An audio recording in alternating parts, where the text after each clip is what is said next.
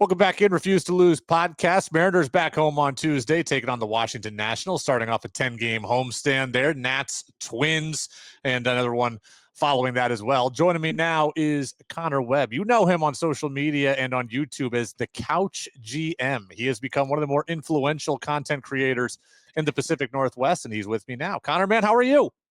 Thank you, Brady. Thanks for having me on. Yeah, I'm doing great. I mean, with where the Mariners currently stand, 2.5 games above the Astros, 4 games above the Angels, sitting in good shape. Logan Gilbert, Bryce Miller, both throwing sim games the other day, working their way back from the IL. You got Brian Wu still, 10 straight starts to start the year with 6 innings pitched or more. You got Munoz doing his thing. I mean, there's a lot to be excited about with this team, so can't complain too much. First question I usually ask first-time guests is, who is your favorite random or little talked about Mariner? The guy who has a special place in your heart, if maybe not others. I would have to say Franklin Gutierrez. I mean, he's the guy that I just think back to making the plays in center field, hitting some clutch home runs. When I was growing up, he's just one of those names that stands out to me as being a great athlete, a fun guy to watch on the field. I loved Goody too. And I feel bad that the health issues kind of derailed his career because he was so good defensively. And the Mariners have been blessed between Griffey and Mike Cameron, and then to Goody years after that to have great center fielders. And Ichiro obviously spent a little bit of time in center too. But I remember having a big walk-off home run against Toronto in some lost 2015 season. But the Goody memories are definitely real. And it's cool to see that he's still with the team. It looks like he's down there at spring training with them still. He's still kind of involved. So that's cool to see also. Yeah, he was down there at spring training when I was there. I know you were at spring training as well. As I mentioned off the top, you have become one of the bigger content creators really in all of the Pacific Northwest. And it's not just the Mariners. You do a lot of stuff with your alma mater at Washington State, and you go beyond that as well. But the thing I find most interesting is that based on our conversations at opening day, you aren't really media trained per se. Like, how did you get into this business or kind of this realm when it maybe wasn't an initial focus for you? Yeah, and to be honest, I feel like not coming through media has kind of helped me in a way because I'm not, within a box. Like whenever I'm thinking of content to create, it's all about like, what do I find interesting? What would I like to watch myself? I'm just creative in general and very detail oriented. So it's like I'm thinking through a thought process of like a short film almost of like, how do I make a cool edit video talking about this player's story? So I guess how I got into it, I mean, I was a big baseball fan growing up, played all the sports, throughout my childhood. I have 2 brothers, so very active. Watched the Mariners throughout my childhood. Didn't necessarily like lock in, watch every game type of thing. It wasn't necessarily on in the house all the time, but when it was on, I would watch it. But then, coming into after college, graduated 2016, got into a serious fantasy baseball league out of college. And as you might know, that might help you lock in a little bit of wanting to watch like all of baseball and not just the Mariners. And so, I had certain takes on certain players and they would, hit on some and I'd be like, hey, like I was right about that guy, like trying to tell people, hey, I called that. And so I was like, why didn't I make a video on that? And at some point, in 2021, at the time, I think there was only one other Mariner channel out there on YouTube specifically. I didn't really listen to other stuff. I was listening to one in specific, but I saw the trade happen. Well, first off, Edwin Diaz, Robinson Cano, all of that stuff. The Munoz trade with the Padres. I saw that. Ty France coming, and December 2021 was when I first made when I made my first video. I was talking about the trade from Adam Frazier. They traded with the Padres, and he was a all-star of the year before. And I kind of saw where things were going. The Mariners had the best farm system in baseball, and I knew that at some point they were going to be good for a long time. And so, just made that first video talking about the Adam Frazier trade, who was sent to San Diego, who came back, and kind of who they are as players, and then started just keeping up on content as it would happen, as trades happened, as cool stats would come out. You see one cool stat and then it gets your, thought process going and you go down a rabbit hole and then you end up making like this cool video and you learn a ton about these players that you didn't know. And then it's just a matter of like, how do I package this and put it out there so that other fans can understand why they should be paying attention to certain players. So really it just comes from a passion of the game and the Mariners. It's crazy because look, I worked in daily radio for a decade and I kind of did everything in daily radio, right? Like I hosted shows where I had a producer and I had co-hosts, and I've hosted shows where I was the only host and I was the producer and I did everything behind the scenes. And like that is hard to do. It's hard to be a one-stop shop, and it's hard to build something in general from the ground up. And here you are, one-stop shop, building something from the ground up, and it's not your full-time job. I'm curious as to how difficult it was, especially at the beginning, to do it and build it and see it be successful. Like to be honest with you, I probably would have gotten frustrated and said this is too hard and given up at some point, frankly. Well, yeah, I mean, you can't be doing it for the views, to be honest. It's like you got to be doing it, being able to have a thought process or to envision something, and then to be able to see it through creation. And like once you're done with a video and you're sitting back and watching it and you've spent 10 hours on this video over the past week or so, like working on this, it's very gratifying, and just being able to get it posted and live. And then there's, signals along the way that it's working. It's like, it's the positive comments like, hey, your videos need more views, that type of stuff. Or it's, for example, like in October 2022, I had like 900 subscribers at the time. And when I would repurpose my videos from long form to short form and post them across Instagram, I would tag the players on it. And one night I was at my family's house, and Andres Munoz starts following me and liking all my stuff. And I'm like, what is happening right now?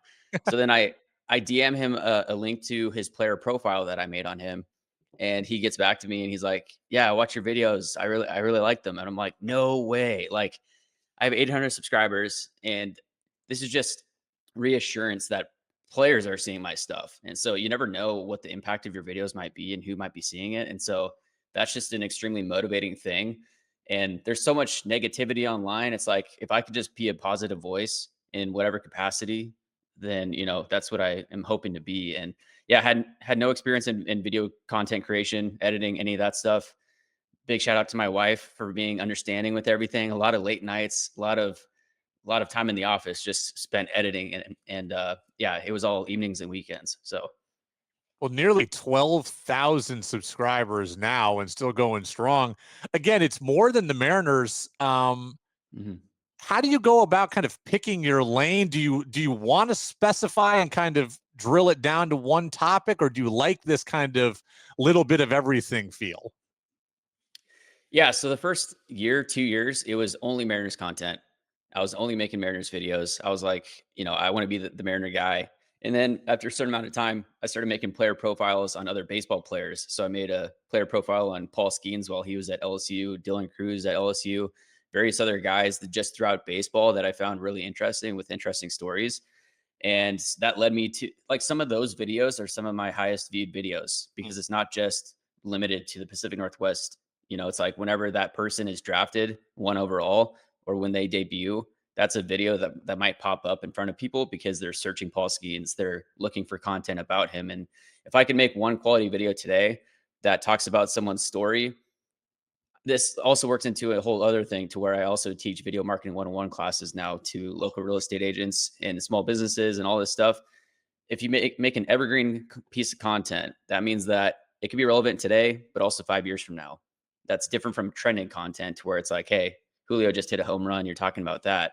So that's how it kind of expanded from just the Mariners. And then this past football season, my buddy Dylan, who I met my senior year in college, who actually helped start him and I started the WSU club baseball team over in Pullman, which is still going today, which is cool. Him and I just started doing a WSU podcast during the fall, talking about upcoming football previews, and then we did recaps and all that stuff. That long form podcast talking about WSU got like 80,000 views over the season, and we got a shout out on the broadcast for Boise State University versus WSU during that game. They shouted out the Couch GM podcast. So yeah, honestly, it's like we're just trying to create content that we find interesting, and wherever there might be a potential void in this space, that's where I'm trying to fill it. I don't want to be just like another podcast. It's like if I find something interesting that I'm not seeing content about, then that's where there's an opportunity.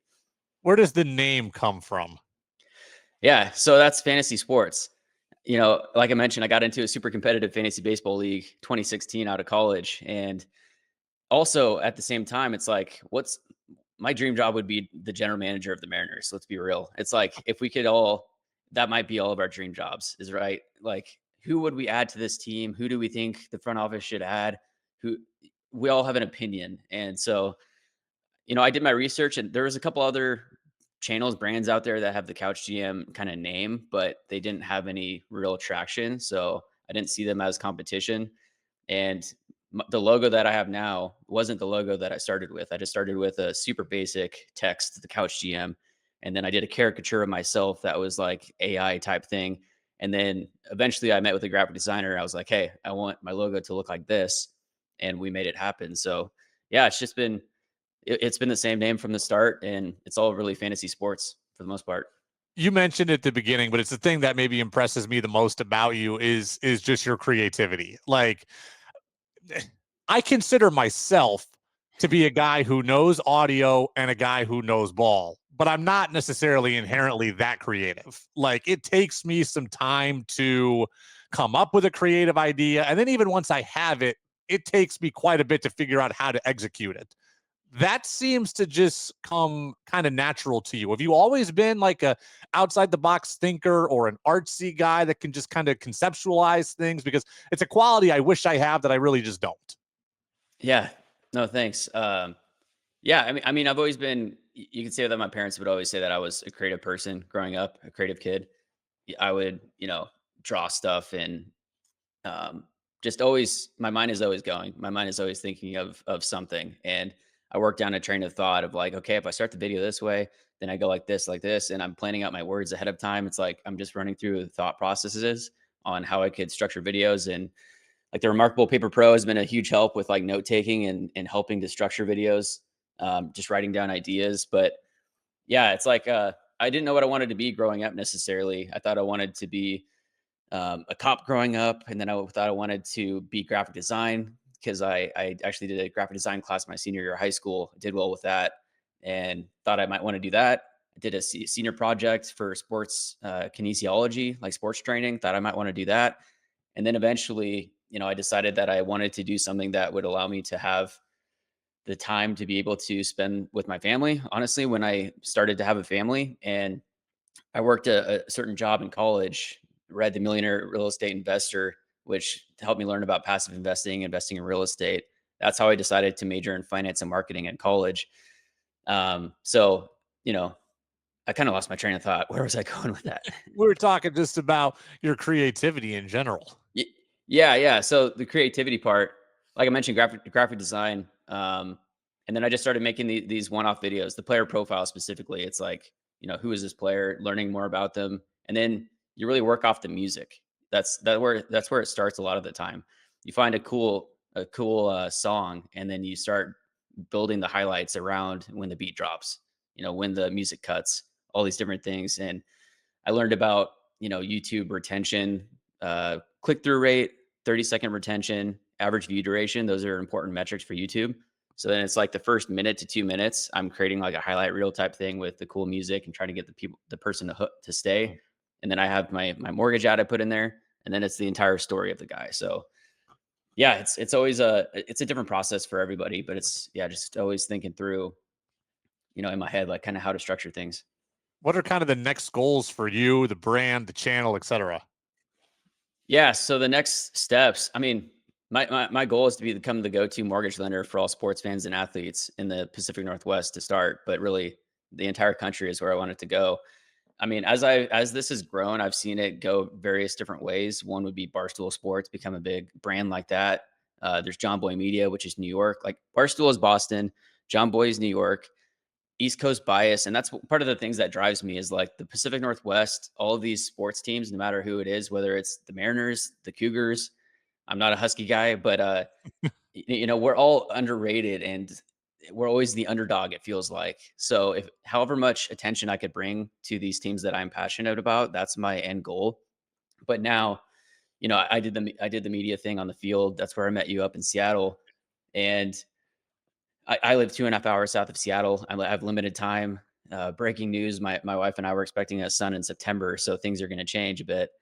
So Yeah, it's kind of trying to find, what's the next step? How am I going to balance all of this in my life? Because this isn't my full time job. I've been creating free content for 3.5 years.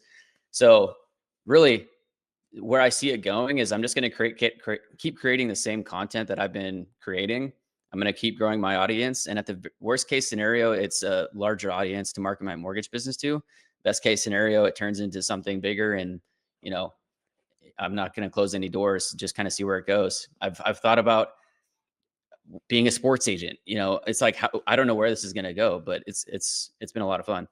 Well, congratulations on the birth of your child news. We're looking Thank you. forward to hearing more about that. I mean, Couch GM is a creative name. We'll see what you and your wife come up with for the baby name here, but Baby couch. baby couch. I don't really know how to transition easily off of such good news to something as menial as the Mariners themselves, but I am No. curious, what has impressed you most about this team so far at, approximately the 50 game mark? Well, I mean, the easy answer is the offense. It's like, who saw this coming? Absolutely no one. Jorge Polanco was the hottest hitter in baseball outside of Aaron Judge the first month. He's since cooled off, but Cal Raleigh is right up there with the MVPs.